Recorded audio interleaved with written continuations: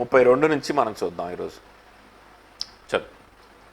వారు గెత్సెమనే అనబడిన చోటునకు వచ్చినప్పుడు ఆయన, నేను ప్రార్థన చేసి వచ్చు వరకు మీరిక్కడ కూర్చుండుడని తన శిష్యులతో చెప్పి పేతురును యాకోబును యోహానును వెంటబెట్టుకొని పోయి మిగుల విభ్రాంతి నొందుటకును చింతాక్రాంతుడగుటకును ఆరంభించెను. అప్పుడు ఆయన నా ప్రాణము మరణమగునంతగా దుఃఖములో మునిగియున్నది, మీరిక్కడ ఉండి మెలకువగా ఉండుడని వారితో చెప్పి కొంత దూరము సాగిపోయి నేల మీద పడి సాధ్యమైతే ఆ గడియ తన యొద్ద నుండి తొలగిపోవలెనని ప్రార్థించుచు, నాయనా తండ్రి, నీకు సమస్తమును సాధ్యము, ఈ గిన్నె నా యొద్ద నుండి తొలగించుము, అయినను నా ఇష్ట ప్రకారము కాదు, నీ చిత్త ప్రకారమే కానిమ్ము అనెను. చాలు చాలు. చూడండి, ప్రభు పస్కా పండుగను ఆచరించినట్లుగా మనం ఇదివరకు చూసాం. పస్కా పండుగను ఆచరించి ఆ పస్కా పండుగ ఆచరించేటువంటి ఆ క్రమంలోనే ప్రభు బల్ల, దేవుని యొక్క బల్లని అక్కడ శిష్యులకి ఇవ్వడం చూసాం. దేవుని యొక్క బల్ల ఏంటో అనేటువంటిది ఆయన వివరించడం చూసాం కదా. సో క్రొత్త నిబంధన రక్తాన్ని అక్కడ ప్రభు శిష్యులకి వివరించి ఇచ్చినట్లుగా కూడా మనం చూసాం. సో క్రొత్త నిబంధన రక్తం ఏంటి అనేటువంటిది కూడా మనం కొన్ని మాటలు మనం మాట్లాడుకున్నాం. క్రొత్త నిబంధన చేయబడింది. ఈ నిబంధనలో ఏంటి అనంటే, మీరు పలానా పని చేస్తే లేకపోతే పలానా కార్యాలు మీరు చేస్తే మీకు రక్షణ వస్తుందని కానీ, లేకపోతే పలానా క్రియల ద్వారా మీరు నీతిమంతులుగా తీర్చబడతారు అని కానీ ఈ నిబంధనలో ఉండదు. ఈ నిబంధనలో ఏముంటుందంటే, యేసుక్రీస్తుకు మీ జీవితాన్ని ఇస్తే ఆయన మిమ్మల్ని పరిశుద్ధపరచుకోవడానికి ఆయనే బాధ్యత తీసుకునేవాడు. యేసుక్రీస్తుకు మీరు బానిసలుగా ఆయన చేతిలో మీ జీవితాన్ని మీరు పెట్టగలరా? విశ్వాసం, అది మీ జీవితాన్ని ప్రభు చేతిలో పెట్టడం అనేటువంటిది అది కేవలం విశ్వాసం మాత్రమే. అది ఒక క్రియ కూడా కానే కాదు, అది కేవలం విశ్వాసం ఉంచడం. కేవలం ఆ విధంగా విశ్వాసం ఉంచితే పరలోక రాజ్యము ఇస్తానని, పాప క్షమాపణ ఇస్తానని ప్రభు చెప్తా ఉన్నాడు కదా. ఈ టైము అయిపోయింది, ఇంకా అడ్మిట్ చేయడం కుదరదు, నాకు డిస్టర్బెన్స్ అవుతుంది. రైట్. సో పాప క్షమాపణ కలుగుద్ది. యేసుక్రీస్తుకు మీ జీవితాన్ని ఇవ్వండి, ఆయనతో స్నేహం చేయండి. మనం మాట్లాడుకున్నాం కదా ఆల్రెడీ. మనకున్నటువంటి స్నేహాలన్నిటికంటే కూడా, మనకున్నటువంటి పొసెషన్స్ అన్నిటికంటే కూడా Yesukristu, God Jesus Christ is my highest treasure, highest possession, most prized possession in my life. ఆయన్ని కాపాడుకోవడానికి, ఆయనతో సంబంధం కలిగి ఉండడానికి, ఆయన కోసం బ్రతకడానికి నా జీవితాన్ని నేను వెచ్చిస్తాను తప్ప ఇక ఏ మనుషుల కోసమో లేకపోతే వస్తువుల కోసమో ఇంకా దేనికోసం కూడా నా జీవితాన్ని నేను వెచ్చించను అని ఒక నిర్ణయం తీసుకొని ఆ విషయాన్ని నువ్వు ఒప్పుకోగలిగితే, ఆయనే నా జీవితంలో మొట్టమొదటి స్థానం కలిగి ఉండాలి, ఆయనే నా జీవితంలో నా యొక్క స్నేహితుడై ఉండాలి, ఆయన గురించిన ఆలోచనలన్నీ కూడా ఉండాలి. ఇంకా ఈ రోజుల్లో రెలవెంట్గా ఇంకొక అప్లై చేసి ఇంకొక మాట నేను చెప్పమంటారా? ఆయననే నేను భయపడాలి, ఆయనకే నేను భయపడాలి. మిగిలిన దేని గురించి భయపడకుండా రెక్లెస్గా ఉండమని నేను చెప్పట్లేదు. కొన్ని విషయాల గురించి, భయపడాల్సిన విషయాల గురించి భయపడాలి, కానీ దానికంటే ఎక్కువగా ప్రభువుకు భయపడుతున్నావా? దానికంటే ఎక్కువగా ప్రభువుకే నేను భయపడాలి అనేటువంటి విషయాన్ని కనీసం నువ్వు ఒప్పుకోగలుగుతున్నావా? ఈరోజు నోటితో ఒప్పుకోవచ్చేమో కానీ, ఏదో మాటల్లో ఒప్పుకున్నట్లుగా ఉండొచ్చేమో కానీ, నిజంగా నీ హృదయంలో నువ్వు ఒప్పుకొని దాని ప్రకారం నీ యొక్క జీవిత విధానాన్ని సరి చేసుకోవడానికి నువ్వు ఇష్టపడుతున్నావా? That is faith. అది విశ్వాసం అంటే మనసులో అనుకోవడం కాదు. చాలామంది అంటారు మనసులో నేను కూడా యేసుప్రభుడు నాకు ఇష్టం అండి, మనసులో నేను కూడా యేసుప్రభు అంటే ప్రేమ అండి, మనసులో ఈ విధమైన మాటలు చాలామంది చెప్తూ ఉంటారు. కానీ ఆ విధంగా కాదు, ఆ విధంగా కాదు. ఆయన తప్ప వేరొక స్నేహితుడు లేడు, ఆయన తప్ప వేరొక సంపద లేదు, ఆయన తప్ప వేరొక భయం లేదు. భయం ఉండొచ్చు కానీ ఆయన కంటే భయపడేది ఇంకేది లేదు. నా మనస్సు, నా హృదయం ఆయన గురించినటువంటి విషయాలతో తప్ప ఇంకా దేని గురించి కూడా ఆక్యుపై అవ్వడానికి వీల్లేదు. చూడండి, విశ్వాసులకు అర్థమైపోద్దండి నేను చెప్పే విషయాలు. నిజంగా విశ్వాసం అయితే నీకు అర్థమైపోద్ది. ఈవెన్ ఒక కరోనా వచ్చినప్పుడు కూడా నా జీవితంలో నేను అనుభవిస్తున్నటువంటి విషయాలను నేను మీకు చెప్తున్నాను. ఒక కరోనా గురించి భయం వచ్చింది, లేకపోతే ఒక జబ్బు వచ్చింది. అలాంటి పరిస్థితుల్లో కూడా మనసు నిండా, హృదయం నిండా ఎవరుంటారు అని అంటే ప్రభువే ఉంటాడు. అంటే ఆ భయమంతా పక్కన పెట్టేసేసి సంతోషంగా, సమాధానంగా, అసలు ఏ భయం లేకుండా ఉన్నానని కాదు నేను చెప్తుంది. ఆ పరిస్థితుల్లో కూడా ఆ పరిస్థితిని బట్టి మనకు ప్రభు పట్లనే భయం వస్తుంది, ప్రభు గురించి ఆలోచనలు వస్తాయి. ఒకవేళ మరణిస్తున్నాం అనిపించినప్పటికీ కూడా మనకంతా మరణించడానికి సిద్ధపాటు ఉండకపోవచ్చు, అందరికి ఉండకపోవచ్చు. మరణిస్తే నేను ప్రభు దగ్గరికి వెళ్తాననేటువంటి అంత ధైర్యం, రాని మరణం నా మీదకి రాని అనేటువంటి ధైర్యం అందరికి ఉండకపోవచ్చు, నాకు కూడా లేదు. ఏమో దేవుడు ఇస్తే వచ్చేస్తుంది కానీ ఒక క్షణంలో, అది వేరే విషయం. కానీ మనందరికీ చాలామందికి ఉండకపోవచ్చు. మరణం అంటే భయం, జబ్బు అంటే భయం మనందరికీ ఉండొచ్చు. కానీ ఆ సమయంలో కూడా, అలాంటి పరిస్థితుల్లో కూడా నేను భయపడేది మరణానికి కాదు. అయ్యో ప్రభా మరణం వస్తుందా, అయ్యో వద్దు నేను తట్టుకోలేను, అది కాదు నా ప్రార్థన. నా ప్రార్థన ఏంటంటే, ప్రభా నేను నీ కోసం ఏం చేయలేకపోయాను. నువ్వు ఇచ్చినటువంటి వనరులను, నువ్వు ఇచ్చినటువంటి డబ్బుని, నువ్వు ఇచ్చినటువంటి సంఘాన్ని నేను ఇంకా అభివృద్ధిలోనికి నేను తీసుకొని రాలేకపోయాను. నువ్వు ఇచ్చిన సమయాన్ని నీ కోసం వెచ్చించలేకపోయాను. ప్రభా నాకు ఇంకా నువ్వు ధైర్యం లేదు దీన్ని ఎదుర్కోవడానికి. నన్ను క్షమించి నాకు అవకాశం ఇవ్వు, నీలో బలపడడానికి అవకాశం ఇవ్వు, నీలో ఇంకా బలంగా ముందుకెళ్ళడానికి అవకాశం ఇవ్వు, నీ నామం నిమిత్తం ఇంకా అనేకమైన కార్యాలు చేయడానికి అవకాశం ఇవ్వని ప్రార్థనే ఉంటుంది. చూసారా, ఆ పరిస్థితిలో కూడా ఒక విశ్వాసికి మైండ్లో ఎవరి గురించి ప్రార్థన? అమ్మో నాకేమన్నా ఇద్దా, నాకు ఇదే చింతలో ఉండడం. చింత వస్తుంది కానీ ఆ చింతని వెంటనే ఎటువైపు తిరిగిపోద్ది, ఆటోమేటిక్గా తిరిగిపోద్ది. ఎటువైపు తిరిగిపోద్ది అని అంటే ప్రభు వైపు తిరిగిపోద్ది. నాకు ఇంకా ధైర్యం లేదే, నేను ఇంకా బలహీనంగా ఉన్నానే. ఎందుకు ఇంత బలహీనంగా ఉన్నాను? ప్రభా నాకు ఈ బలహీనత నుంచి నన్ను విడుదల చేయి, ఈ భయం నుంచి నన్ను విడుదల చేయి. ప్రభా ధైర్యంగా దేన్నైనా ఎదుర్కొనేటువంటి శక్తిని ప్రభా నాకు ఇంకా ఆ శక్తి లేదు, ఆ కృప లేదు. నా ప్రార్థన జీవితం సరిగ్గా లేదేమో ప్రభా, నన్ను క్షమించు, నాకు శక్తినివ్వు, నాకు శక్తినివ్వని. నువ్వు ఎంత గొప్ప అద్భుత కార్యాలు చేశావు గతంలో, నువ్వు ఎంత గొప్ప ఆశ్చర్యమైన క్రియలు చేశావు, ఎన్ని ప్రమాదాల నుంచి తప్పించావు, ఎంత సమయాన్ని ఇచ్చావు ప్రభా. ఆ సమయం అంతా వ్యర్థం చేశాను, ఎక్కువ శాతం వ్యర్థం చేశాను, 90% వ్యర్థం చేశాను ప్రభా. నాకు సహాయం చేయి, నన్ను మార్చు, నాకు ధైర్యం ఇవ్వు. నీ హృదయానుసారుడిగా, నీ సన్నిధిలో నివసించేవాడిగా, నిన్ను ఆనుకొని సమాధానంగా ఉండేవాడిగా ఏ పరిస్థితి అయినా కావచ్చు నన్ను తయారు చేయి ప్రభా అని పశ్చాత్తాపంతో ప్రభు వైపే చూసి, ప్రభుకే నేను నమ్మకంగా లేనే, ప్రభు పట్ల నేను పాపం చేస్తున్నానే, ప్రభు విషయంలో నేను బలహీనంగా ఉన్నానే అనేటువంటి దైవ చిత్తానుసారమైన దుఃఖముతో ప్రభు గురించి ఆలోచిస్తూ ఉంటాం తప్ప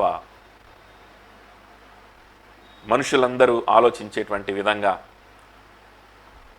ఆ జబ్బు గురించినటువంటి భయం ఎక్కువ మనలో పనిచేయదు. భయమే, కానీ వెంటనే అది ఎటువైపు వెళ్ళిపోద్ది? దైవ చిత్తానుసారమైన దుఃఖం వైపు ఖచ్చితంగా అది వెళ్ళిపోద్ది తప్ప, ఏంటో నా పరిస్థితి ఇట్లాగ అయిపోయింది, ఏందో నా బతికిట్ట అయిపోయింది, ఇంకిట్ ఏడుద్దాం, ఏంటోలే, ఏంది ప్రభువా ఇది అని సనగడం, ఎందుకు నాకే ఇలా జరుగుతుంది, అందరూ బాగున్నారు కదా అనుకోవడం, లేకపోతే ఊరకనే ఆందోళన పడడం. కొంతమంది అయితే అప్పటికప్పుడే కొన్ని నిర్ణయాలు తీసుకోవడం,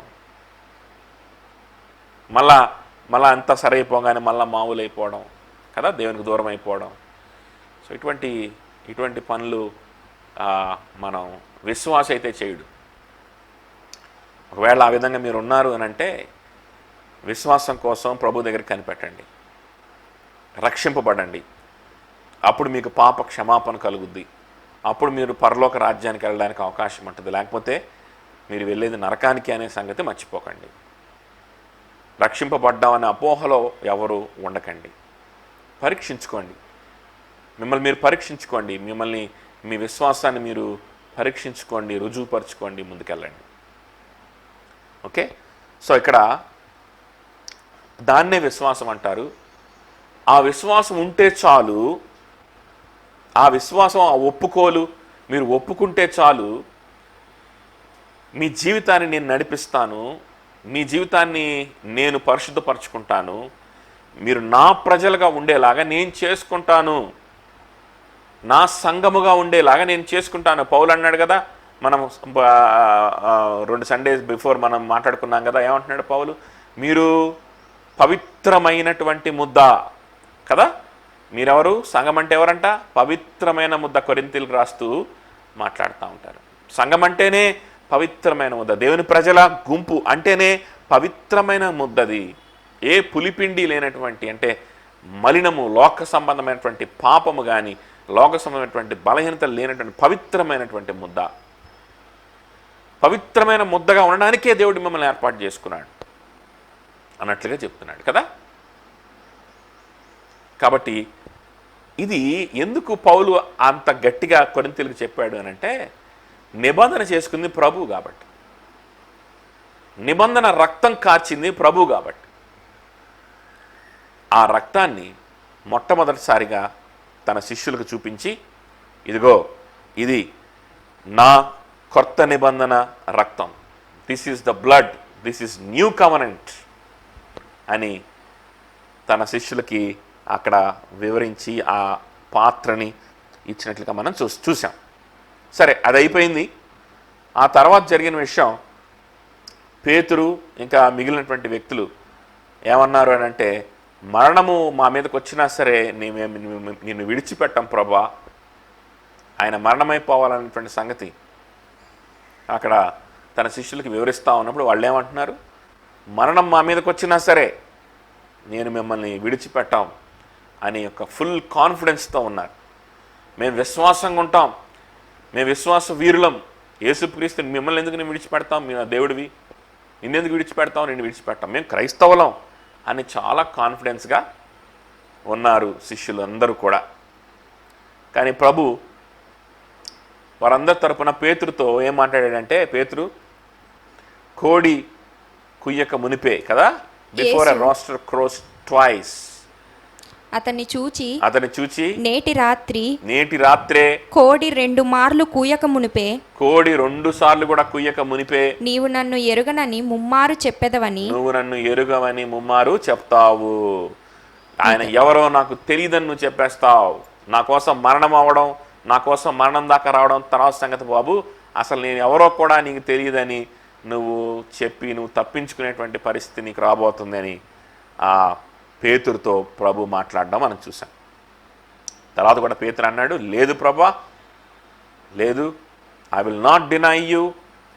అతడు మరి ఖండితంగా చెప్పాడంట, నేను నీతో కూడా చావవలసి వచ్చినను, నీతో కూడా చావవలసి వచ్చినా కూడా నిన్ను ఎరుగనని చెప్పడం అనేది జరగదు అని పేతురు చెప్పినట్లు చూస్తాం. చూడండి, చాలా ఓవర్ కాన్ఫిడెన్స్లో వీళ్ళు శిష్యులు పేతురుతో సహా ఉన్నారు. ఆ తర్వాత ఏం జరిగిందంటే వారు గెత్సెమనే తోటకు వెళ్ళడం జరిగింది. అది మనం మాట్లాడుకున్నాం. సో గెత్సెమనే తోటకు ఎవరిని తీసుకెళ్ళాడు? ఆ తోటలోకి గెత్సెమనే తోట అనేటువంటిది ప్రభువు తన శిష్యులు ఫ్రీక్వెంట్గా విజిట్ చేసేటువంటి స్థలం. ఫ్రీక్వెంట్గా ఒంటరిగా ఎక్కువ మంది జన సమూహము నుంచి దూరమయ్యి, జన సమూహము ఎప్పుడు కూడా ప్రభువుని ఏంటంటే వెంటాడుతూ లేకపోతే ఆయన బోధలు వినడానికి ప్రయత్నిస్తూ ఈ విధంగా చేస్తూ ఉంటారు కదా. సో ప్రభు అనేక సార్లు ఏం చేస్తూ ఉంటాడంటే కొంతసేపు అసలు ఆ జన సమూహం నుంచి దూరంగా వెళ్ళిపోతాడు. దూరంగా వెళ్ళిపోయి ప్రార్థన చేసుకుంటూ ఉంటాడు అనమాట. అది ప్రభువుకు అలవాటు. సో అలవాటు చొప్పుననే అది కూడా ఈ గెత్సెమనే తోటకి ఫ్రీక్వెంట్గా విజిట్ చేయడం వాళ్ళకి అలవాటు. ఆ గెత్సెమనే తోటకి వెళ్ళాడు. ప్రార్థన చేయడానికి మాత్రమే ఉపయోగించుకునేటువంటి ఒక స్థలం అన్నమాట ఇది. సో ప్రార్థన చేయడానికి వెళ్ళాడు. అయితే ఆ స్థలం దగ్గరికి వెళ్ళేటప్పుడు ముగ్గురు ప్రాముఖ్యమైనటువంటి వ్యక్తుల్ని తీసుకెళ్ళినట్లుగా మనం ఇక్కడ మార్కు సువార్తలో స్పష్టంగా కనిపిస్తాం. And he took with them Peter and James and John. ఎవరిని తీసుకెళ్ళాడంట? పేతురును యాకోబును యోహానును వెంటబెట్టుకొని వెళ్ళాడు. పేతురు, యాకోబు, యోహాన్ అనే వారు 12 మంది శిష్యుల్లో కల్లా వాళ్ళు ప్రాముఖ్యమైనటువంటి వారు. ప్రభుని రాజుగా, రక్షకుడిగా మనస్ఫూర్తిగా అంగీకరించినటువంటి వారు, జీవితాన్ని ప్రభు కోసం సమర్పణ చేసినటువంటి వారు. కొన్ని విషయాల్లో వాళ్ళకి బలహీనతలు ఉన్నప్పటికీ, కొన్ని విషయాల్లో ఇందాక మనం మాట్లాడుకున్నప్పుడు కొంత ఓవర్ కాన్ఫిడెన్స్, కొన్ని విషయాల్లో కొంత ఇటువంటి కొన్ని బలహీనతలు ఉన్నప్పటికీ ఈ పేతురు, యాకోబు, యోహాన్ అనేటువంటి వారు మాత్రం they are convinced that Jesus is the son of God. They have a gift of a special faith, ఒక విశేషమైనటువంటి విశ్వాసం వారికి ఇవ్వబడింది. వారు సనిగేవాళ్ళు కాదు, వాళ్ళు డౌట్ పడేవాళ్ళు కాదు. ఏంటినా ఈ విధంగా చేస్తున్నాడు, ఏంటి ఏమైనా ఈ విధంగా మాట్లాడుతున్నాడు అని ఎదురు తిరిగేవాళ్ళు కాదు. ఇటువంటి స్వభావాలు వాళ్ళకి ఉన్నాయి. ఉద్రేకపూరితుడైనటువంటి పేతురు ఉద్రేకపూరితుడైన అయినప్పటికీ కూడా, ఉద్రేకం లేదని ఒక మాట అన్నప్పటికీ కూడా, అందరి ముందు పేతురుని కరెక్ట్ చేసినప్పుడు కూడా పేతురు ఎదురు తిరిగి మాట్లాడడం కానీ, నొచ్చుకోవడం కానీ, అలగడం కానీ ఎప్పుడు కూడా చేసినట్టు మనం చూడం కదా. మేబీ బహుశా అందుకనేనేమో ఈ ముగ్గురిని ఎక్కువగా దేవుడు ఇష్టపడతా ఉంటాడు. ఈ ముగ్గురి ద్వారా మిగిలిన వారికి దేవుడు ఏంటంటే కొన్ని పాఠాలు నేర్పించడానికి ఇష్టపడుతూ ఉంటాడు. కాబట్టి ఈ ముగ్గురిని తీసుకొని వెళ్ళినట్టుగా మనం చూస్తూ ఉంటాం. ఆ తర్వాత ఏమైందంటే, and he began to be very distressed and troubled. మిగుల విభ్రాంతి నొందుటకును చింతాక్రాంతుటగుటకును ఆరంభించెను. చింతాక్రాంతుడవుతా ఉన్నాడు, విభ్రాంతి నొందుతా ఉన్నాడు. He was stuck with shock. ఒక షాక్లో ఆయన ఉన్నాడు. Is in the grip of terror కదా. ఆయన విభ్రాంతిలో ఉన్నాడంట ప్రభువారు.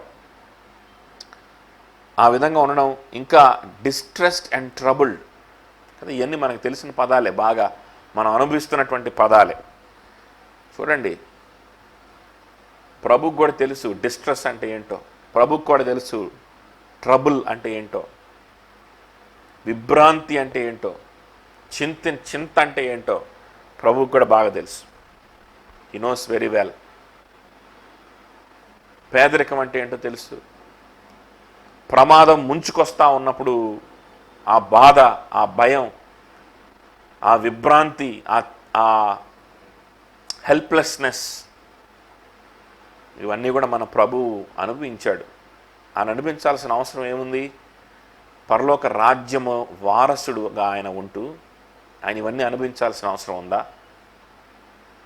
పరలోక రాజ్యపు రాజుగా, చక్రవర్తిగా, సృష్టికర్తగా ఆయన ఉన్నవాడు ఇవన్నీ అనుభవించాల్సిన అవసరం ఉందా? మన ప్రభు అయిన దేవుడే, యేసుక్రీస్తు ప్రభువారే, దేవుని కుమారుడైన వాడే, పరిశుద్ధుడు, ఏ పాపము లేని నరుడుగా ఈ లోకంలోకి వచ్చి బ్రతికిన వాడే ఇటువంటి పరిస్థితులు గుండా వెళ్తూ ఉంటే మనం ఎంత? మనకు అందులో ఒక 1% కూడా వచ్చి ఉండదు ప్రభు మీదకి వచ్చినటువంటి డిస్ట్రెస్, ఒక 1% కూడా వచ్చి ఉండదు ప్రభు మీదకి వచ్చినటువంటి ఆ వేదన, ఆ భయంకరమైనటువంటి బాధ. దానికే మనం ఏంటంటే ప్రభువుని విడిచిపెట్టేసేసి, దానికే మనం ఆరాధన విడిచిపెట్టేసేసి, ప్రార్థన విడిచిపెట్టేసేసి, ప్రభువుని ప్రశ్నించి ప్రభువుకి వ్యతిరేకంగా సనిగేటువంటి పరిస్థితులకు మనం వెళ్ళిపోతే ఏం ప్రార్థన, ఏం ఆత్మీయ జీవితం, నా కష్టాలు ఎవడికి చెప్పుకోను, నన్ను ఆదరించేవాడు ఎవడున్నాడు, ఆ విధంగా మాటలు మాట్లాడుతూ ఉంటే ఏదన్నా అర్థం ఉందా ఆ మాటలకి? సృష్టికర్త అయినటువంటి దేవుడు, మన ప్రభు అయిన యేసుక్రీస్తు, ఆయన వేదన కలిగి ఆయన ఉన్న సమయాలు ఆయన అనుభవించాడు. దేనికోసం? నీ కోసం, నా కోసం, ఆయన సంఘం కోసం, ఆయన ఏర్పాట్లో ఉన్నటువంటి ప్రతి ఒక్కరి కోసం, వారి పాపాల నిమిత్తం, లోక పాపములను మోసుకొని పోయేటువంటి గొర్రెపిల్లగా ఆయన ప్రజలను వారి పాపము నుండి విడిపించేవాడిగా ఆయన జన్మించాడు గనుక వారి కోసం ఆయన మిగుల దిగ్భ్రాంతి నొందినవాడిగా ఆయన ఉన్నాడంట.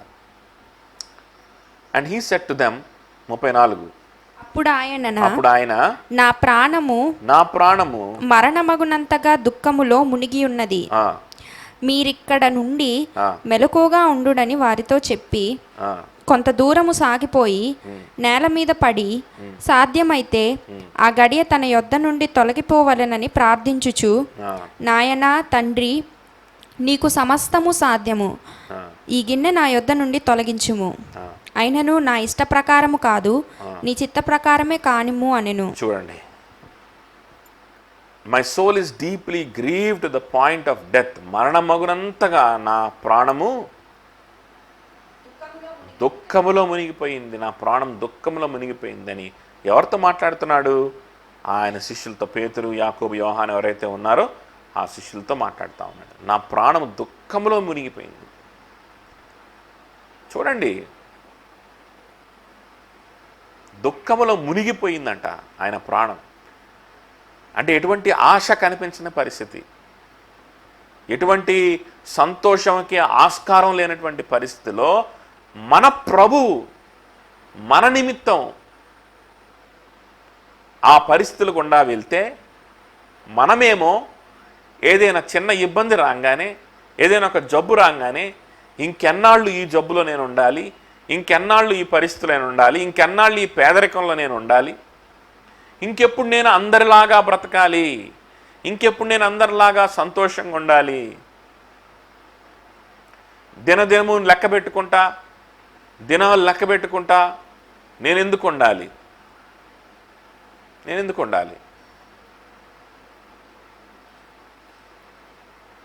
ఈ విధంగా నేను ఎందుకు భయపడతా నేను ఉండాలి? నేను విడుదలైపోతాను, నేను సంతోషంగా నా ఇష్టానుసారంగా నేను ఎంటర్టైన్మెంటు అవ్వగలను. నేను ఒక జబ్బు వచ్చింది, లేకపోతే జబ్బు లక్షణాలు వచ్చినాయి అనుకోండి, ఆందోళన వస్తూ ఉంటుంది. నేనైతే ప్రభుకి ప్రార్థన చేయడానికి ఆ భయంలో లేకపోతే ఆందోళనలో ఎక్కువగా ప్రభుకి ప్రార్థన చేస్తూ ఉంటాను. అందుని బట్టి నేను ప్రభుని స్తుతిస్తూ ఉంటాను. ప్రభువా, నా జీవితంలో ప్రార్థన లేమి నువ్వు కనుగొన్నావా, అందుకనే నీకు ప్రార్థించడానికి, నీ మీద ఇంకా ఆధారపడడానికి నాకు అవకాశం ఇచ్చావా ప్రభా, అందుని బట్టి నీకే స్తోత్రం అని ప్రభువుని స్తుతించుకుంటూ ప్రార్థనలో గడుపుతూ ఉంటాం. కానీ ఒక్కొక్కసారి ఒక ఆలోచన వస్తుంది అనమాట. ఏంటంటే ఇంకెన్నాళ్ళు ఎట్లాగా, ఇప్పుడు బయటికి వెళ్ళడం తప్పట్లేదు, ఏ పని చేయకుండా ఇంట్లో కూర్చొని ఉంటే పర్వాలేదు, కానీ బయటికి వెళ్ళడం తప్పట్లేదు, జాబ్ కన్నా వెళ్ళాల్సిందే కదా, సో వీటికి వెళ్ళాల్సిందే తప్పట్లేదు. ఎన్నాళ్ళని తొందరగా ఈ కోవిడ్ ఇవన్నీ పోతే, లేకపోతే నేను అసలు ఎక్కడికి బయటికి వెళ్ళకుండా ఇంట్లో తలుపులు బిగించుకొని కూర్చుంటే నాకు ఈ భయం ఉండదు, ఈ ఆందోళన ఉండదు. ప్రభా ఈరోజు కాపాడయ్యా, ఈరోజు కాపాడయ్యా, ఈరోజు కాపాడయ్యా అని ప్రభువుని అడిగి ప్రార్థన చేసుకొని ఇవన్నీ చేసే అవసరమే ఉండదు. హ్యాపీగా నేను కూడా ఏదో ఒక ఎంటర్టైన్మెంట్ ప్రోగ్రాంలో ప్రశాంతంగా రిలాక్స్ అయ్యి టీవీ చూసుకుంటా, లేకపోతే ఏదన్నా మంచి సినిమా చూసుకుంటా హ్యాపీగా మనం, లేకపోతే చక్కగా గేమ్స్ ఆడుకుంటా, ఇంట్లో గార్డెనింగ్ చేసుకుంటా, లేకపోతే మంచిగా మ్యూజిక్ ప్లే చేసుకుంటా ప్రశాంతంగా నేను ఎప్పుడు ఉంటాను, ఆ రోజులు ఎప్పుడు వస్తాయి అనే ఆలోచన ఒక్కోసారి వస్తుంది. కానీ ఆలోచన వచ్చిన వెంటనే దేవుని ఆత్మ నా మీద నాకే ఒక భయంకరమైన అసహ్యాన్ని తీసుకొని వస్తా ఉన్నాడు. ఆలోచన వచ్చిన వెంటనే పరిశుద్ధాత్మ దేవుడు నా పాప స్వభావాన్ని, నా బలహీన స్వభావాన్ని, బలహీన స్వభావం కాదు అది, నీచమైన పాప స్వభావాన్ని, దేవునికి వ్యతిరేకమైన స్వభావాన్ని నాకు తెలియజేస్తూ ఉన్నాడు. నాలో ఉందని, అటువంటి భయంకరమైన స్వభావం నాలో ఉందని పరిశుద్ధాత్మ దేవుడు తెలియజేస్తూ ఉన్నాడు. వెంటనే ఇదేంటి నేను ఇట్లా ఆలోచిస్తున్నాను, ఇప్పుడు నాకేమైంది, నేను బాగానే ఉన్నాను, ప్రార్థన చేసుకుంటున్నాను, ప్రభు మీద ఆధారపడుతున్నాను, కాకపోతే పొద్దున మధ్యాహ్నం సాయంత్రం ప్రభువుని మొరపెట్టుకోవాల్సి వస్తుంది. ఏదైనా కాస్త అనుమానం వస్తే ప్రభువుకు మొరపెట్టుకొని ప్రభు మీద ఆధారపడాల్సి వస్తుంది. దానివల్ల వచ్చిన నష్టం ఏంటి నాకు? ఇందులో ఉండే సంతోషం కంటే గొప్ప సంతోషమా వేరే ఎంటర్టైన్మెంట్స్లో నాకు దొరుకుతాయా? ఇందులో ఉండేటువంటి సంతోషం కంటే గొప్ప సంతోషం నేను నా ఇష్టం వచ్చినట్లుగా నేను ఎంటర్టైన్ అవుతూ ఉంటే, ఏదో గేమ్స్ ఆడుకుంటా ఉంటే, మ్యూజిక్ ప్లే చేస్తూ ఉంటే నాకు దొరుకుద్దా? దీనికంటే గొప్ప సంతోషం ఇంకెక్కడ దొరుకుద్ది నాకు? ఎక్కడ దొరుకుద్ది ఇక నాకు? దీనికంటే గొప్ప సంతోషం ఏదో డిగ్రీలు సంపాదిస్తానో, ఏదో ఎక్కడికో వెళ్తేనో డబ్బులు సంపాదిస్తానో దొరుకుద్దా? ఎక్కడ దొరుకుద్ది నాకు? ఎక్కడ దొరకదు కదా. మరి ఎందుకు దీన్ని ఎందుకు నేను పోగొట్టుకోవాలనుకుంటున్నాను అని ఆలోచన పరిశుద్ధాత్మ దేవుడు నాకు ఇస్తూ ఉన్నాడు. ప్రభువా, నా మనసులో ఉన్నటువంటి భయాలు తీసివేయి, నా చుట్టూ ఉన్నటువంటి ఆందోళన తీసివేయి, నా మనసును సంతోషపరచు, నా మనసులో ఉన్నటువంటి దిగులు చింతలు సంపూర్ణంగా తీసేయి ప్రభువా. కానీ ఎందుకు తీసేయమంటున్నాను తెలుసా? నేను హ్యాపీగా అందరిలాగా ఎంటర్టైన్ అవ్వడానికి కాదు. నువ్వు తీసేస్తే ప్రతి క్షణం కూడా నీ కోసం గడుపుతాను. నువ్వు సంతోషాన్ని ఇస్తే ఆ సంతోషం అంతా కూడా నీ సన్నిధిలో గడుపుతాను. నువ్వు సమాధానం ఇస్తే, నువ్వు ఆందోళన తీసేస్తే ఆ క్వాలిటీ టైం నీ సేవలు, నీ వాక్యాన్ని ధ్యానించడానికి, అనేక మంది కోసం విజ్ఞాపన చేయడానికి నేను వాడతాను ప్రభువా అని ప్రార్థించుకొని ముగించుకోవడం జరుగుతూ ఉంది. ఎంతమంది అలా ఆలోచన చేస్తున్నారు? ఎంతమంది అలా ప్రార్థనలు చేస్తున్నారు? నువ్వు నిజంగా విశ్వాసం అయితే ఈ ప్రార్థనే వస్తుంది. కొంతమంది ఒకవేళ మీరు ఇలా కాకుండా, ప్రభా ఇంకెప్పుడు నేను నార్మల్గా ఉండాలి, ఇంకెప్పుడు నేను అందరిలాగా సంతోషంగా ఉండాలి, ఇంకెప్పుడు నేను ఎప్పట్లాగా డ్యూటీకి వెళ్ళి, ఎప్పట్లాగా డబ్బులు సంపాదించి, ఎప్పట్లాగా చక్కగా చదువుకొని, ఎప్పట్లాగా ఎగ్జాములు రాసి, ఎప్పట్లాగా నేను మళ్ళీ ఎట్లా ఉండాలి? ఎప్పుడు ఉండాలి? అని దిగులుతోటి చింతతోటి, ఇది లోకానుసారమైన దుఃఖం అన్న సంగతి మర్చిపోకండి. ఇటువంటి దుఃఖాలు, ఇటువంటి ప్రార్థనలు లోక సంబంధమైనటువంటి దుఃఖము. ఇది నాశనానికి తీసుకొని వెళ్తుంది. ఇది మరణాన్ని నీకు మరణాన్ని తీసుకొని వస్తుందని దేవుని వాక్యం సెలవిస్తాం. చూడండి, లోక సంబంధమైనటువంటి లోకానుసారమైన దుఃఖం అంట మరణాన్ని తెస్తుందంట. నిజమే. ఇటువంటి దుఃఖాలు, ఇటువంటి ప్రార్థనలు, ఒకవేళ అది ప్రార్థన రూపంలో దుఃఖపడినా అది లోకానుసారమైన దుఃఖమే. దానివల్ల నీకు ఇమ్యూనిటీ తగ్గిపోయి లేనిపోని జబ్బులు, ఒకవేళ కోవిడ్ కాకపోతే క్యాన్సరో లేకపోతే ఇంకోటో బారిన పడి మరణంలోకి వెళ్ళడం తప్పనిచ్చి ఇంకోటి జరగదు. దైవ చిత్తానుసారమైన దుఃఖం అంటే రక్షణార్థమైన మారు మనసులోకి తీసుకెళ్తుందంట. రక్షణార్థమైన మారు మనసులోకి తీసుకెళ్తుందంట. మనసును మార్చేస్తుందంట. దైవ చిత్తానుసారమైన దుఃఖం రక్షణ తీసుకొని వస్తుందంట. రక్షణ ఆనందాన్ని తీసుకొని వస్తుందంట. సమాధానాన్ని, సంతోషాన్ని తీసుకొస్తుందంట. నిరీక్షణ తీసుకొస్తుందంట. సగం జబ్బులు అక్కడే ప్రివెంట్ అయిపోతాయి కదా ఆ సంతోషంలో. కాబట్టి ఏ విధంగా నువ్వు చింతిస్తున్నావు ఈరోజు? ఏ విధంగా మన మీదకి భయాలు వస్తున్నాయి? భయాలు రావట్లేదని నేను చెప్పను, కానీ ఆ భయాలు మన మీదకి వస్తూ ఉన్నప్పుడు వాటితో ఎలా what is the way you are dealing with your fears? This is the question. దేవుని మీద కూడా, ప్రభు అయిన యేసుక్రీస్తు వారి మీద కూడా భయం, చింత, దుఃఖం వచ్చింది. భయంకరమైన వేదన ఆయన శిలువలో అనుభవించబోతున్నాడు. దానికి సంబంధించినటువంటి వేదన వచ్చింది.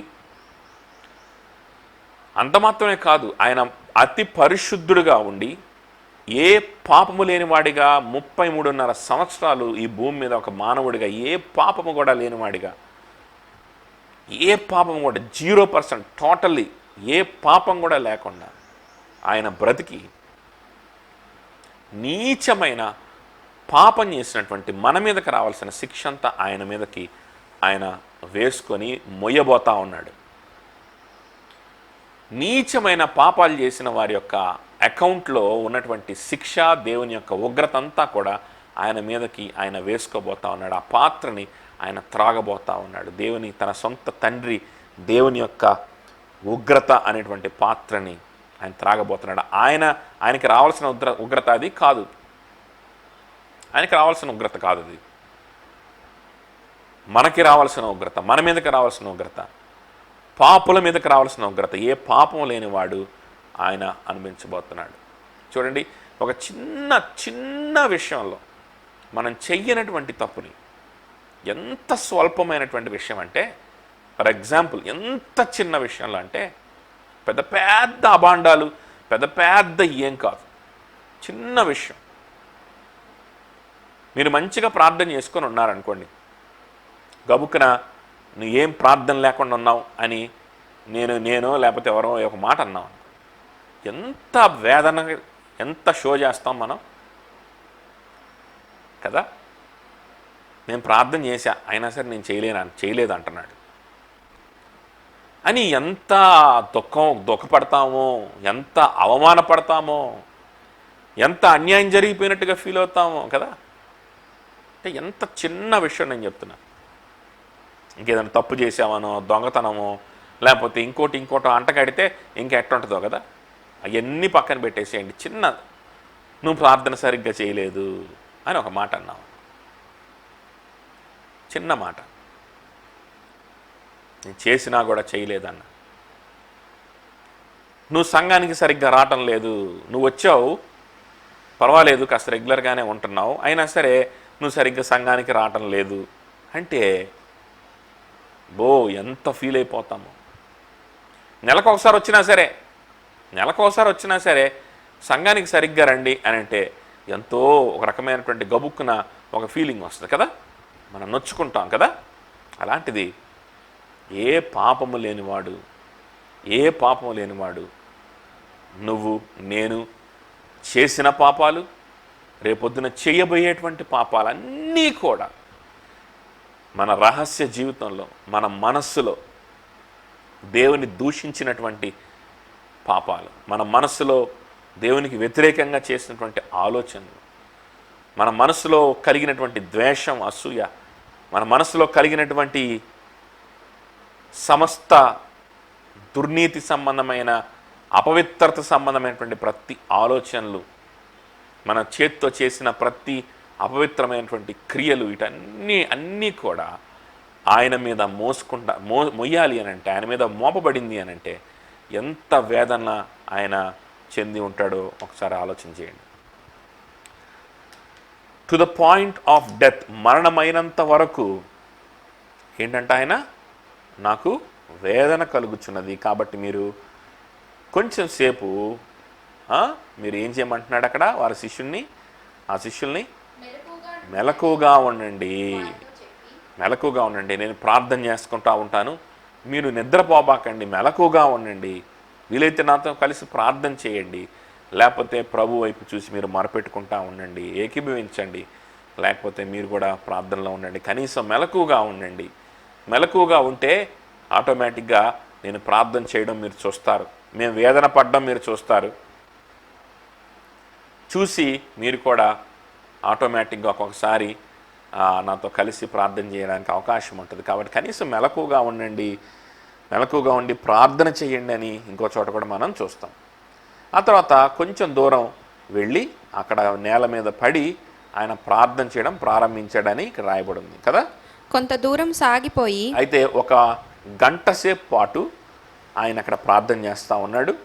ఏం ప్రార్థన చేస్తూ ఉన్నాడు? నాయనా తండ్రి, సమస్తమును సాధ్యము, ఈ గిన్నె నా యొద్ద నుండి తొలగించుము, అయినను నా ఇష్ట ప్రకారము కాదు, నీ చిత్త ప్రకారమే కానిమ్ము అనెను. ఈ గిన్నె నా నుండి తొలగించు, అయినను ఏంటి, నా ఇష్ట ప్రకారం కాదు, నీ చిత్తము ప్రకారమే కానిమ్ము. అక్కడ ప్రార్థన చేసే మొదట్లోనే ఆయన ఉపయోగిస్తున్నటువంటి పదం అబ్బా, ఫాదర్ అనుంది. ఆ హీబ్రూ పదం అరమైక్ పదం. అది యాక్చువల్గా అరమైక్ పదాన్ని యాజ్ ఇట్ ఈస్గా అక్కడ తెలుగు ఇంగ్లీష్ ట్రాన్స్లేషన్స్లో అక్కడ రాయడం జరిగింది. అబ్బా, ఫాదర్. అబ్బా అనేటువంటి పదము అరమైక్ లాంగ్వేజ్లో ఏ సందర్భాల్లో వాడతారు అని అంటే, ఇప్పుడు ఒక సొంత తండ్రిని చాలా ఆప్యాయంగా, చాలా ఇంటిమేట్గా, ఇన్ఫార్మల్గా పిలిచేటువంటి పదం కదా. అబ్బా అంటే ఇప్పుడు మన ఇంట్లో తండ్రిని ఏం పిలుస్తాం? నాన్న, లేకపోతే డాడీ అని ఎట్లయితే పిలుస్తాం, పాప అని ఎట్లయితే పిలుస్తామో ఆ విధంగా ఇన్ఫార్మల్గా ఇంట్లో సొంత తండ్రిని పిలిచేటువంటి పిలుపు అన్నమాట అది, అబ్బా అనేటువంటి పిలుపు. చాలా ఇంటిమసీని అక్కడ చూపించేటువంటి పిలుపు అది కదా, అబ్బా తండ్రి కదా. బెర్కమెన్స్ గారి పాట ఉంది కదా, స్తోత్రం డాడీ అనే పాట ఉంది ఒకటి. అది చూసి కొంచెం ఆక్వర్డ్గా అనిపించేది నాకు. అది వింటా ఉన్నప్పుడు కొంచెం ఏంటంటే పాటల్లో డాడీ అని పాడడం ఏంటి యేసు ప్రభు అని చెప్పి కొంచెం అమర్యాదకరంగా ఉందని అనిపిస్తూ ఉండేది నాకు. కానీ దేవుని వాక్యం ధ్యానించినప్పుడు ప్రభువారు అలానే తన తండ్రిని పిలిచాడు. సరే, ప్రభు పిలిస్తే పిలవచ్చు, మనం పిలవచ్చా అని అంటే చూడండి, రోమిల్కి రాసిన పత్రిక 8వ అధ్యాయం, రోమిల్కి రాసిన పత్రిక 8వ అధ్యాయం 15వ వచనం.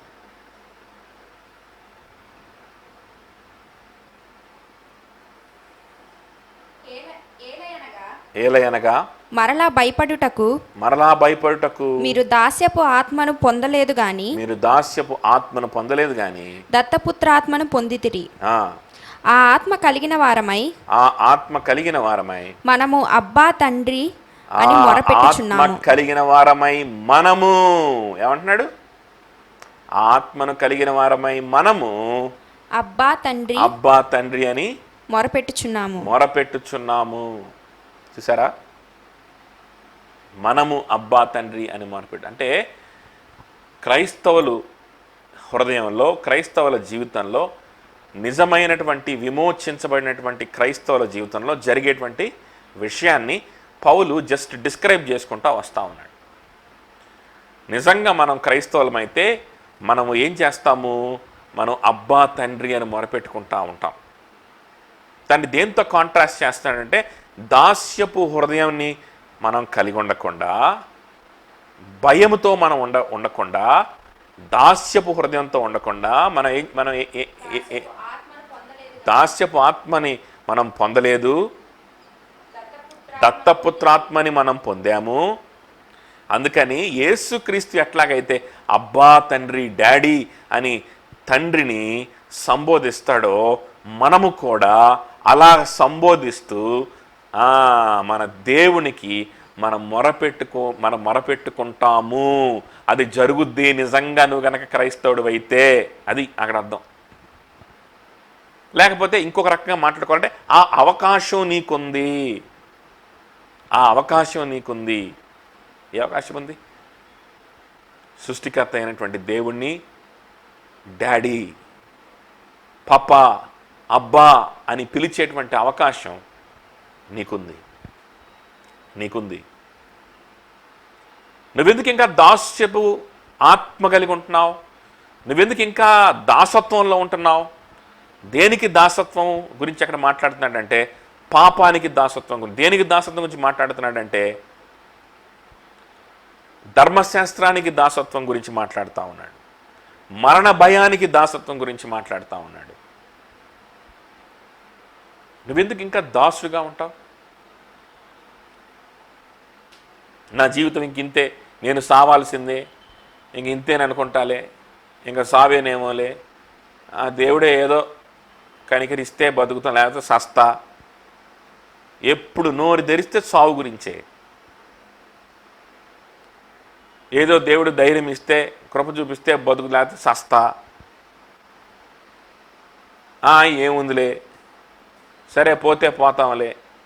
మళ్ళీ దానికి ఇంకొక స్పిరిచువల్ టచ్ అనమాట. ఏంటంటే, దేవుడి దగ్గరికే పోతాలే. అది నిరీక్షణ అనుకుంటున్నారేమో, అది నిరీక్షణ కాదు. అది భక్తి అనుకుంటున్నారేమో, అది భక్తి కాదు. అది భక్తి కాదు. నువ్వు దాసత్వంలో ఉన్నావు. ఇంకెంతకు మించి నేను చేయలేను, ఇంకెంతకు మించి నేను ప్రార్థన కూడా చేయలేను, నా వల్ల కాదు. ఇంకెంతకు మించి నేను దేవుని గురించి ఆలోచించలేను, నా వల్ల కాదు. నేను పరిచయం చేయలేను, నా వల్ల కాదు. పోతే పోతాం, ఉంటే ఉంటాం. ఇది నిరీక్షణ అనుకుంటున్నారేమో. దీన్ని ఓవర్ కాన్ఫిడెన్స్ అంటారు. ఇది విశ్వాసం కిందకు కూడా రాదు. ఒకవేళ అసలు నువ్వు విశ్వాసమో కాదో కూడా డౌటే. పోతే పోతా దేవుడి దగ్గరికి అనుకుంటా, తీరా పుట్టుకు మన తర్వాత వెళ్ళి నరకంలో పడినా పడతాం. కాబట్టి నిజంగా నువ్వు విశ్వాసం అయితే, నిజంగా నువ్వు పరలోకానికి వెళ్ళేదానివి అయితే, లేకపోతే వెళ్ళేవాడివి అయితే, ఇలాంటి మాటలు రావు. అబ్బా తండ్రి అని ప్రభుకి మనం ఏం చేసుకుంటాం? మొరపెట్టుకుంటాం. అబ్బా తండ్రి, నేను నీకోసం బ్రతకలేకపోతున్నాను అయ్యా, నేను ధైర్యంగా నీకోసం ముందుకు వెళ్ళలేకపోతున్నాను, సహాయం చేయి, కృప చూపించు అని ఒక సొంత తండ్రిని అడిగినట్లు అడిగితే, ఆయన కృప చూపిస్తూ ఉంటాడు, ధైర్యం ఇస్తూ ఉంటాడు, శక్తినిస్తూ ఉంటాడు, స్వస్థ బుద్ధినిస్తూ ఉంటాడు. మాట్లాడుకున్నాం కదా మనం, ప్రేమ, శక్తి, స్వస్థ బుద్ధి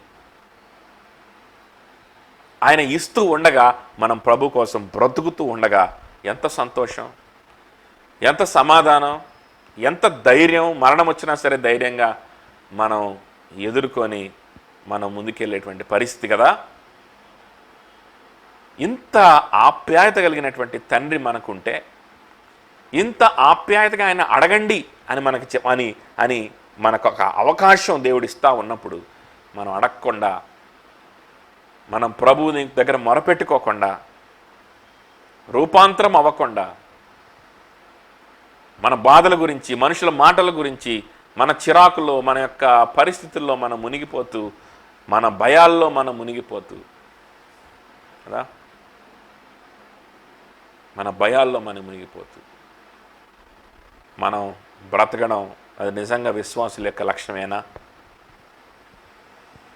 మన ప్రభు ఆయన దీనికంటే భయంకరమైనటువంటి వేదన అనుభవించాడు. మనకొచ్చే వేదనలు ఏవి కూడా ఆయన వేదన ముందు సరిపోవు. భయంకరమైన వేదనలో ఆయన ఉండి ఆయన ఏం మొరపెట్టుకున్నాడంటే, అబ్బా తండ్రి, సాధ్యమైతే ఈ గడియని నా నుండి తీసివేయి, సాధ్యమైతే ఇప్పుడు జరగబోయేటువంటి విషయాల్ని నాకు దూరం చేయి, కానీ నా యొక్క చిత్తము కాదు కానీ నీ చిత్తమే నెరవేరునుగాక అని అక్కడ ప్రార్థన చేస్తూ ఉంటాడు. చూడండి మరొకసారి గలతీలు రాసిన పత్రిక 4:6 చూడండి.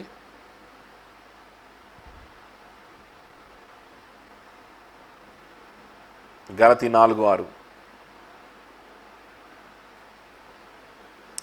మరియు మీరు కుమారులై ఉన్నందున నాయనా తండ్రి అని మొర్రపెట్టు తన కుమారుని ఆత్మను దేవుడు మన హృదయములలోనికి పంపెను. మీరు కుమారులై ఉన్నందున నాయనా తండ్రి అని మొరపెట్టే ఆత్మను, ఆయన కుమారుని ఆత్మను మన హృదయంలోకి పంపించాడు. కాబట్టి నీవిక దాసుడవు కావు,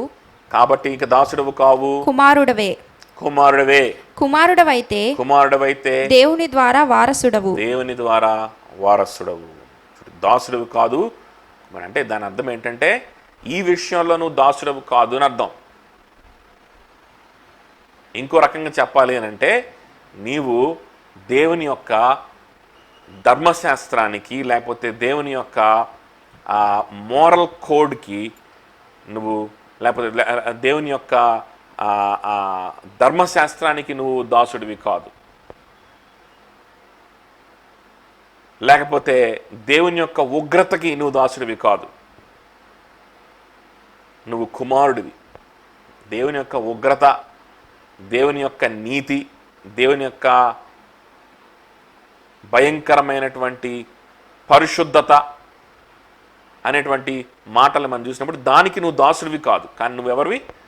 కుమారుడివి. ఆ విషయాలకు వచ్చేసరికి నువ్వు దాసుడివి కాదు కానీ కుమారుడివి. కానీ దేవుని ప్రేమ,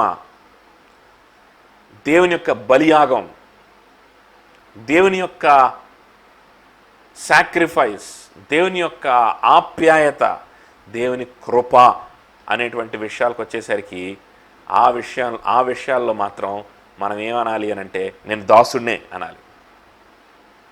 అందుకే పౌలు అంటాడు, యేసుక్రీస్తు యొక్క దాసుడను అంటాడు కదా. రోమిలికి రాస్తూ ఏమంటాడు? నేను యేసుక్రీస్తు యొక్క బానిసను అంటాడు. ఎందుకన్నాడు మరి ఆ మాట? ఎందుకన్నాడు ఆ మాట? యేసుక్రీస్తుకు మనం బానిసలుగా ఉండాలి. మన దాసులమే యేసుక్రీస్తుకి. ఆయన ప్రేమని బట్టి ఆయనకు దాసులం. ఆయన ప్రేమను బట్టి ఆయనకు దాసులం. ఆయన యొక్క ఉగ్రతను బట్టి కాదు, ఆయన ప్రేమను బట్టి ఆయనకు దాసులం. ఆయన యొక్క ఉగ్రతని బట్టి అయితే ఆయన కుమారులం. అర్థమవుతుందో చెప్పింది? కోపం కలిగినటువంటి, రోషం కలిగినటువంటి దేవుడు కనిపించాడు అనుకోండి సింహాసనం మీద. అమ్మో, ఇంత రోషం కలిగిన దేవుడా, ఇంత కోపం కలిగిన దేవుడా, కొంచెం పాపాన్ని కూడా సహించలేని దేవుడు. అమ్మో, ఈయన్ని మెప్పించాలంటే నేనేం చేయాలి? నేనేం చేసినా ఈయన్ని మెప్పించలేనే. ఆ పుణ్యకార్యం చేద్దామా, ఈ పుణ్యకార్యం చేద్దామా, ఆ మంచి పని చేద్దాం, ఈ మంచి పని చేద్దామా, చేసి ఆయన మెప్పించి ఆయన కోపాన్ని తప్పించుకుందామా అని నువ్వు ప్రయత్నాలు పెడతా ఉన్నావు అనుకో, ప్రభు ఏమంటున్నాడంటే, పౌలు ఏమంటున్నాడంటే, బాబు అలాంటి ప్రయత్నాలు పెట్టాల్సిన పని లేదు. అలాంటి ప్రయత్నాలు పెట్టాల్సిన పని లేదు. ఆ ఉగ్రుడైనటువంటి, ఆ కోపం కలిగినటువంటి, పరిశుద్ధుడైనటువంటి ఆ దేవుడిని నువ్వు చూస్తున్నావు కదా, ఆయన నీ తండ్రి. ఆయన మెప్పించాలంటే ఏం చేయాలి? ఆయన ఉగ్రతను తప్పించుకోవాలంటే ఏం చేయాలని, నువ్వు ఏం చేయాలని చెప్పి నువ్వు క్రియలను ఎత్తుక్కోవాల్సిన అవసరం లేదు. నువ్వు అక్కడ ఒక పని చేస్తే చాలు, అబ్బా తండ్రి అని మొరపెట్టు చాలు. ఆయన నీ తండ్రి. He's your daddy, he's your papa. Ask him for grace. అబ్బా తండ్రి నేను బలహీనుణ్ణి, అబ్బా తండ్రి నేను పాపంలో ఉన్నాను, అబ్బా తండ్రి నేను అలా బలహీనతలు ఉన్నాయి, నాకు కృప దయచేయి, నాకు బలం దయచేయి అని అడిగితే ఆయన అనుగ్రహిస్తాడు. అర్థమవుతుందా చెప్పింది? ఇంకొక సీను మనం చిత్రీకరించుకుందాం.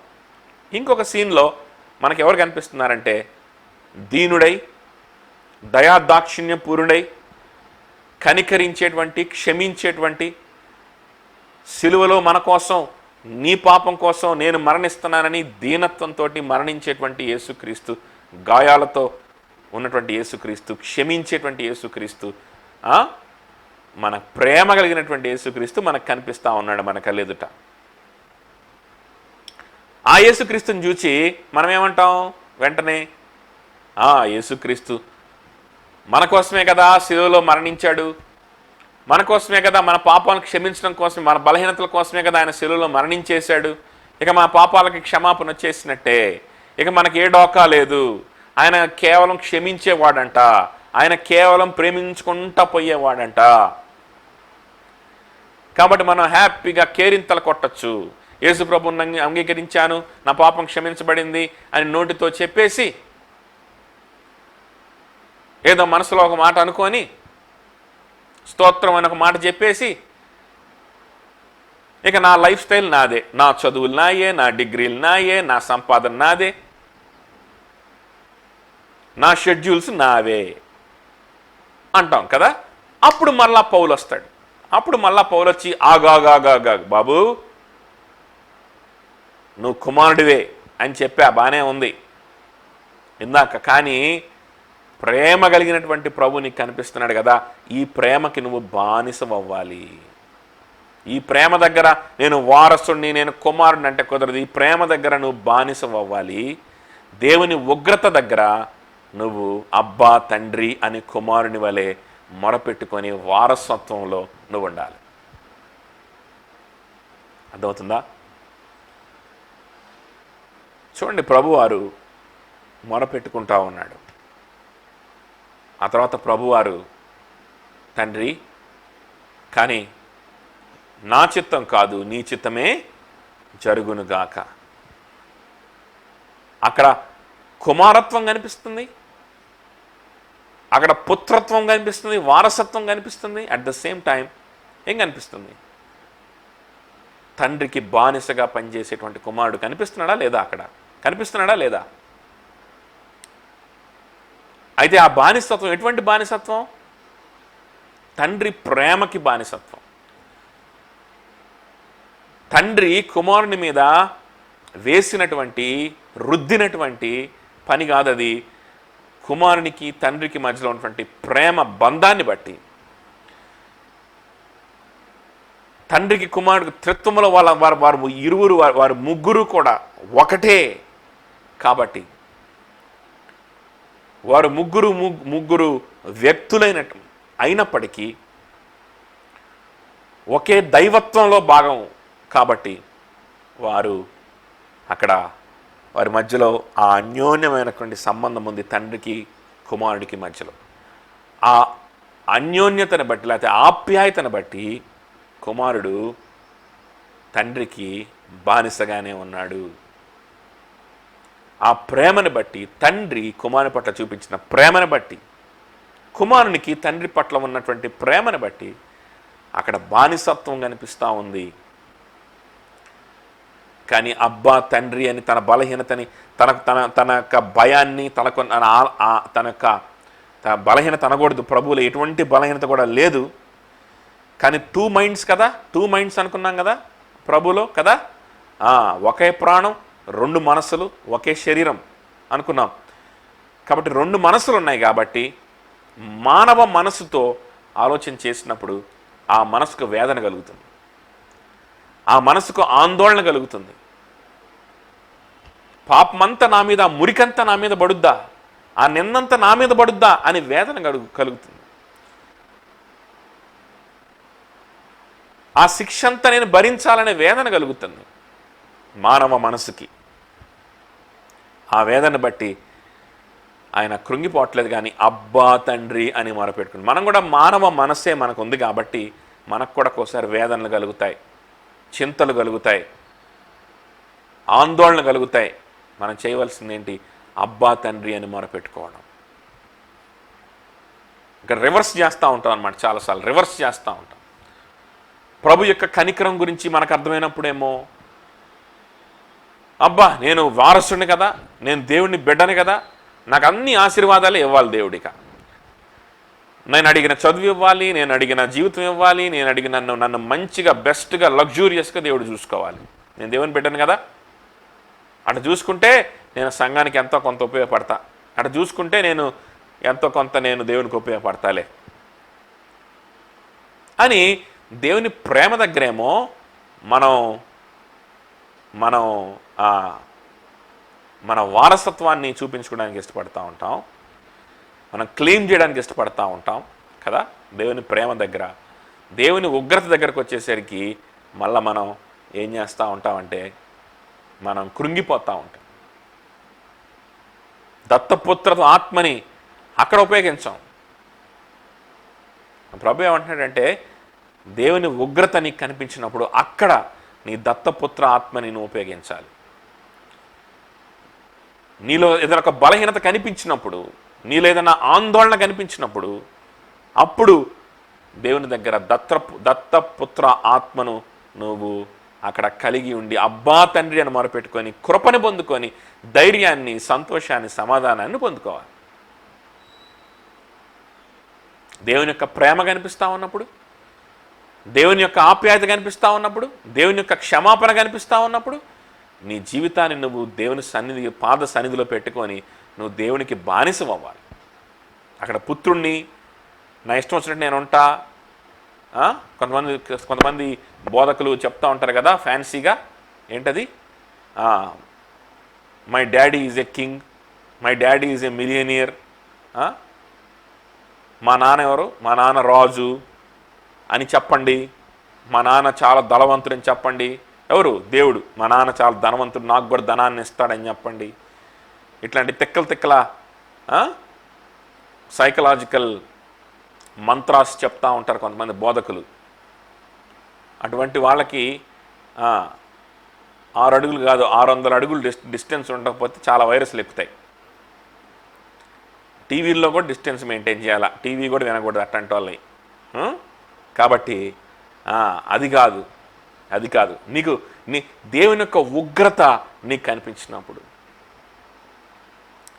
నీలో బలహీనతలు కనిపించినప్పుడు, అయ్యో ఈ బలహీనతలకి రావాల్సిన దేవుని ఉగ్రతే కదా అని నీకు అనిపించినప్పుడు,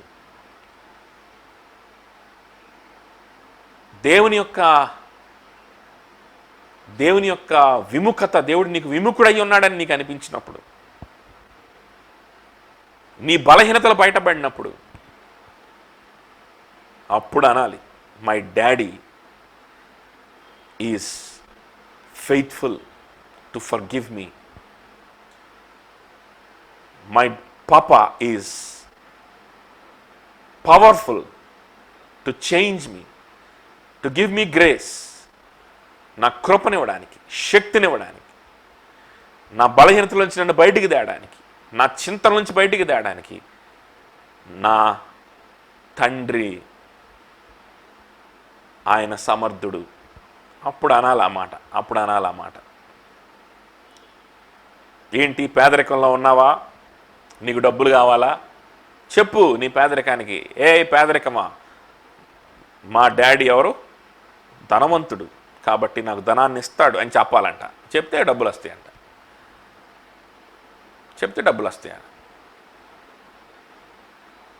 అప్పుడు చెప్పాల్సింది అది కాదు. అప్పుడు చెప్పాల్సింది ఏంటో తెలుసా? ఏయ్ పేదరికమా, నేను నీకు కాదు బానిసని, ఏ డబ్బు నీకు కాదు నేను బానిసని, నా యేసయ్యకి నేను బానిసనని చెప్పాలి. అది డైలాగ్.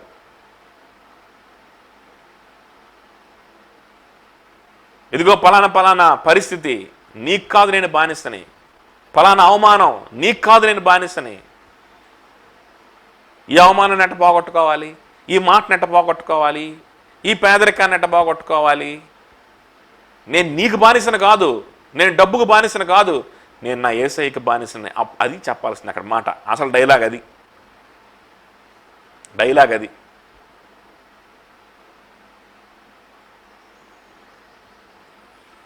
బలహీనత కలిగినప్పుడు అప్పుడు చెప్పాలన్నమాట, my daddy is faithful, he's with me, if he justifies me who can be against me. ఆయన నన్ను నీతిమంతులుగా తీరిస్తే నాకు విరోధి ఎవరు? నాకు విరోధంగా నా మీద నేరారోపణ చేసేది ఎవరు? నా సొంత హృదయం కూడా కాదు. నేను నేరస్తుడినే, నేను పాపినే, నేను బలహీనుడినే. కానీ నేరారోపణ చేయడానికి ఎవరికి అవకాశం ఇవ్వలేదు నా తండ్రి. నా తండ్రికి నేను మొరపెట్టుకుంటాను, ఆయన నాకు ఉత్తరం ఇస్తాడు, నాకు సమాధానం ఇస్తాడు, నాకు శాంతినిస్తాడు, నాకు ధైర్యాన్ని ఇస్తాడు, నాకు నా హృదయాన్ని ప్రేమతో నింపుతాడు.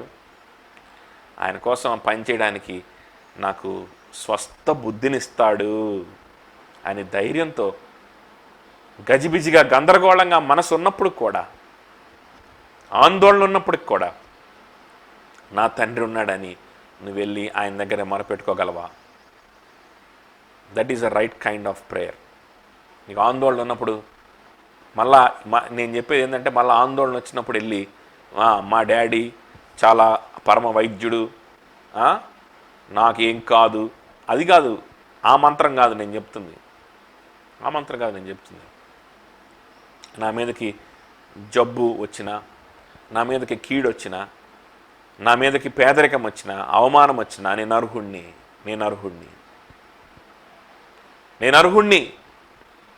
దీనికంటే గొప్ప వేదన గుండా నా ప్రభు వెళ్ళాడు. నా కోసం వెళ్ళాడు. గెత్సెమనే తోటలో చెమట రక్తంగా మారిపోయింది. చావు వచ్చేంతగా ఆయన వేదన పడ్డాడు నా కోసం, కేవలం నా కోసం.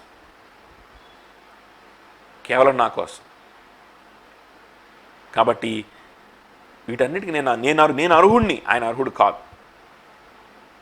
వీటన్నిటికీ నేను అర్హురాల్ని, ఆయన అర్హుడు కాదు.